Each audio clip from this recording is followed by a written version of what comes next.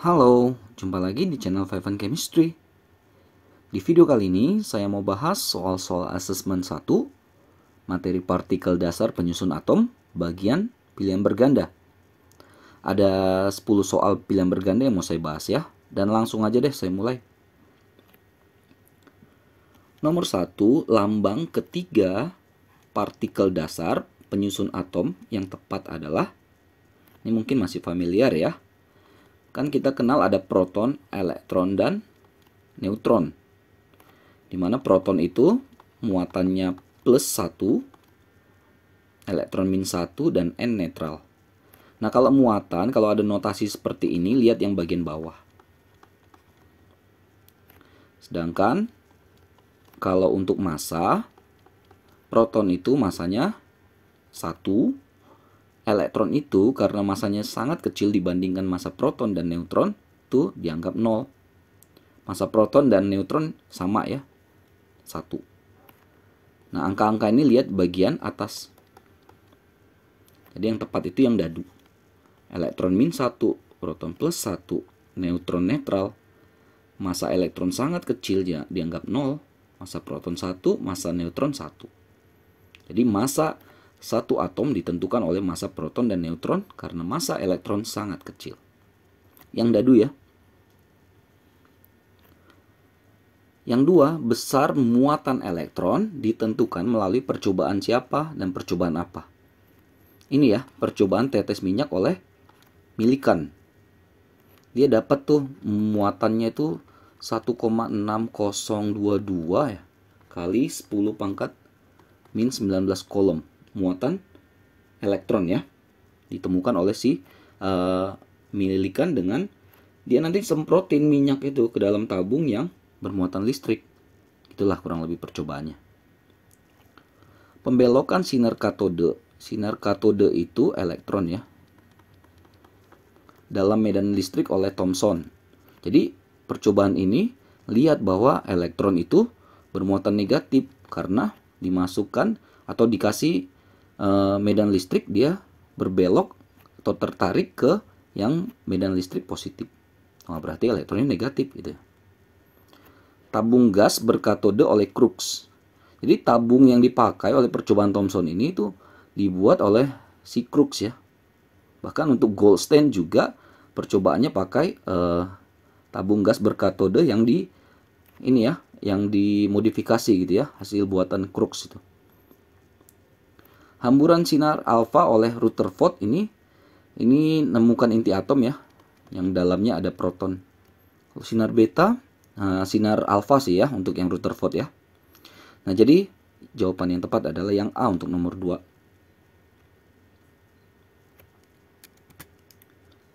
3. Salah satu sifat sinar anode. Kalau anode itu proton. Proton bermuatan positif. Yang A merupakan radiasi partikel elektron, salah. Harusnya proton. Merupakan gelombang elektromagnetik, salah ya. Dia radiasi partikel karena dalam perambatannya butuh medium. Ya. C, muatan satu partikelnya 1,6 kali 10 pangkat minus 24 kolom. Minus 19 kolom ya. Dalam medan listrik dibelokkan ke kutub negatif. Ya jelas, karena proton positif pasti tertarik ke negatif. Terbelok ke negatif. Yang dadu benar. Perbandingan E per M-nya, muatan per masanya selalu tetap tidak tergantung pada gas yang diisi pada tabung. Salah ya, di sini yang salah. Jadi perbandingan E per M-nya dipengaruhi oleh gas yang dimasukkan ke dalam tabung. Yang dadu ya, nomor 3. Nomor 4, perhatikan beberapa pernyataan berikut. Ada 5 pernyataan. Pernyataan yang benar mengenai sifat sinar katode ditunjukkan oleh angka berapa saja. Katode itu elektron bermuatan negatif. Dapat memandarkan bermacam-macam zat, ya. Elektron itu dapat memandarkan berbagai macam zat ya. Dapat dibelokkan oleh medan listrik ke kutub positif, iya, karena elektron negatif pasti belok ke kutub positif. 1 dan 2 benar. Dapat dibelokkan oleh medan magnet ke arah kutub selatan. Kutub selatan tuh negatif ya. Biasanya disebut kutub negatif. Harusnya dia ke utara yang positif ya. Salah ya. Menghasilkan sinar X jika menumbuk permukaan logam. Iya, ternyata elektron kalau menumbuk permukaan logam akan menghasilkan sinar X. Merupakan partikel bermuatan positif. Nah, udah jelas salah. 1, 2, 4. Ini yang ada 1 dan 2A.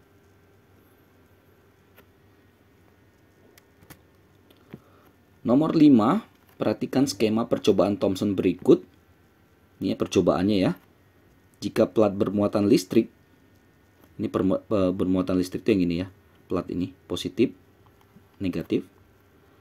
Dan magnet merupakan variabel bebas. Magnet itu ini ya. Cuma kita nggak tahu nih mana utara selatannya ya.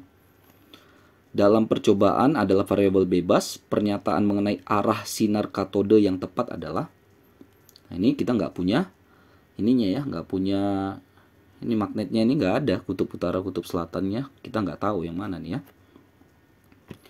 Oke, sinar katode yang A, sinar katode berbelok ke posisi A ke atas jika diberi magnet, kita nggak tahu medan magnetnya. Yang B, sinar katode bergerak lurus ke posisi B jika diberi pengaruh medan magnet dengan nggak tahu juga kita. Tapi kalau diberi pengaruh medan magnet, dia pasti kalau nggak ke A, ke B, kalau nggak ke A ke C, udah pasti dia nggak ke B. Karena kalau ke B itu tidak ada pengaruh medan magnet atau medan listrik. Yang C, jika sinar katode berbelok ke posisi C jika diberi pengaruh medan listrik sama besar dengan medan magnet.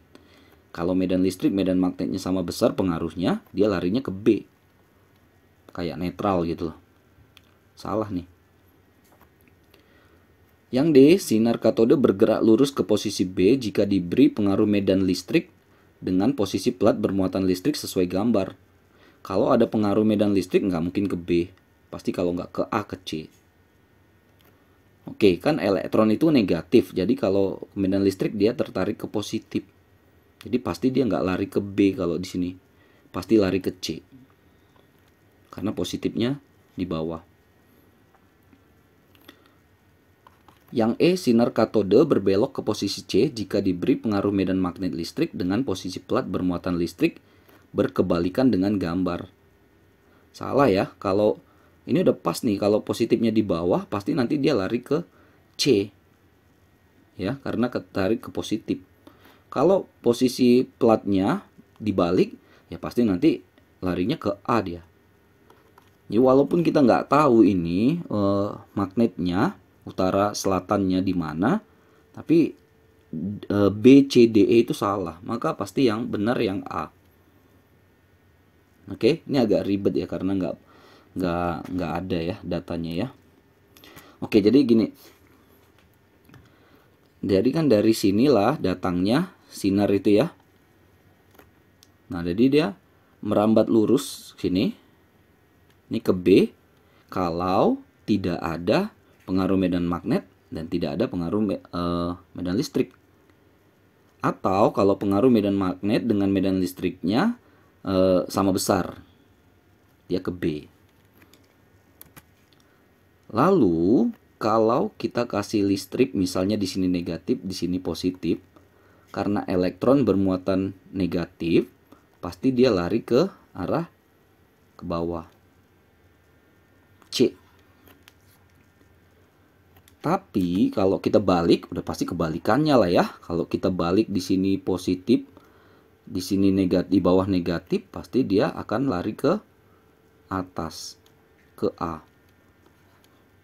Itu kalau faktor listrik, medan listrik. Kalau medan magnet jujur agak ribet ya memang ya. Tapi saya kasih aja lah begini ya. Jadi magnet ini artinya satu di depan, satu di belakang gitu. Ya, jadi melihatnya tuh satu di belakang tabung, satu di depan tabung. Nah, jika di depan tabung kita kasih kutub utara, di belakang tabung kita kasih kutub selatan, ternyata hasil percobaannya dia ke sini nih. ke A.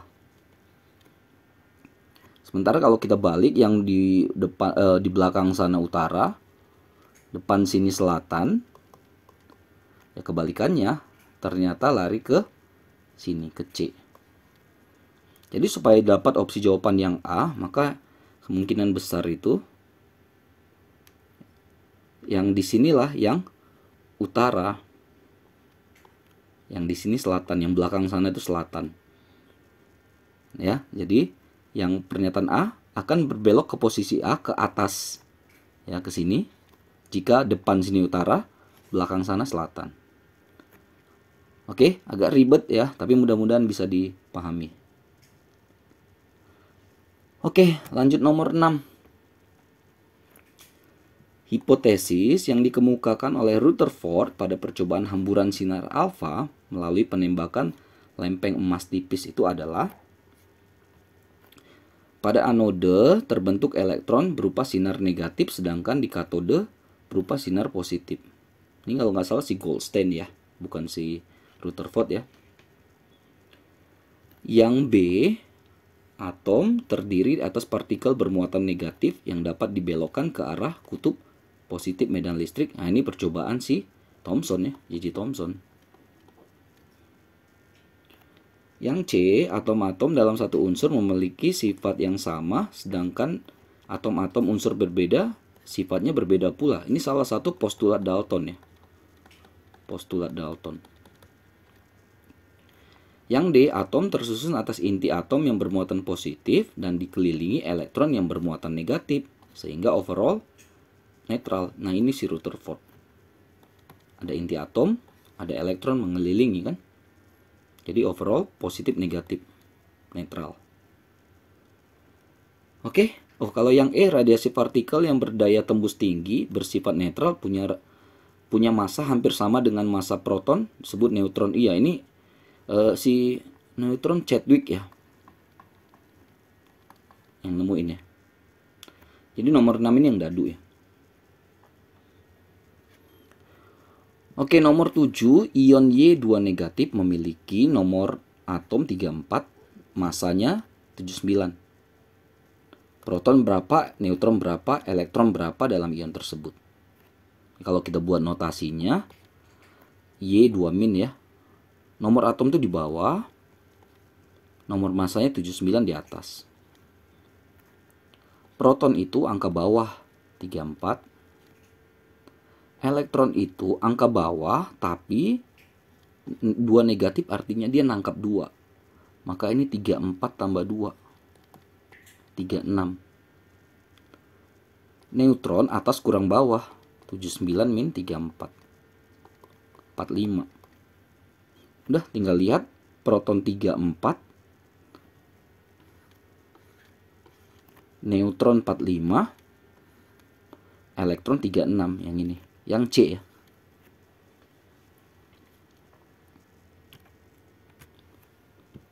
Nomor 8, pasangan atom atau ion berikut yang merupakan isoton adalah, isoton itu artinya neutronnya sama. Atom-atom dengan neutron sama. Atau simpelnya atas kurang bawah nilainya sama gitu. Udah, tinggal kita cek aja atas kurang bawah, atau langsung aja lah, sebenarnya ini gampang ya. Dapat yang dadu ya. 40 kurang 18 kan 22. 42 kurang 20 juga 22. Jadi argon, kalsium, 2 atom berbeda tapi memiliki jumlah neutron yang sama. Dikatakan ini pasangan isoton. Yang dadu ya. 9, partikel berikut yang memiliki jumlah elektron sama dengan atom I53136 adalah, kalau elektron tuh lihat angka bawah. Angka bawah. Jadi yang punya elektron 53. Ini udah jelas 50 salah. Ini 51 tapi bertambah 3. Ingat, negatif itu bertambah ya. Jadi 54. Nah ini nih 52 tapi tambah 1 jadi 53 kan. Yang C. Ini 54. Ini 54 tapi berkurang 2. 52. Yang C lah udah pasti ya. Terakhir nomor 10, pernyataan yang tepat mengenai atom. X atasnya 54 ya. Dengan X atasnya 57 adalah, jadi ada X, ini 54, X 57. Bawahnya kan nggak dikasih tahu. Berarti kita asumsikan angka bawahnya sama. Artinya ini adalah pasangan isotop namanya ya. Kalau bawah sama, atas beda itu isotop. Nomor protonnya sama, massa berbeda itu isotop. Oke. Nah, jadi yang namanya isotop lagi ini yang bawah sama. Bawah itu menyatakan proton. Juga menyatakan elektron. Ya, yang berbeda itu pasti neutron. Karena neutron atas kurang bawah. Atas beda, bawah sama, udah pasti neutronnya beda. Jadi proton sama, elektron sama, neutron beda.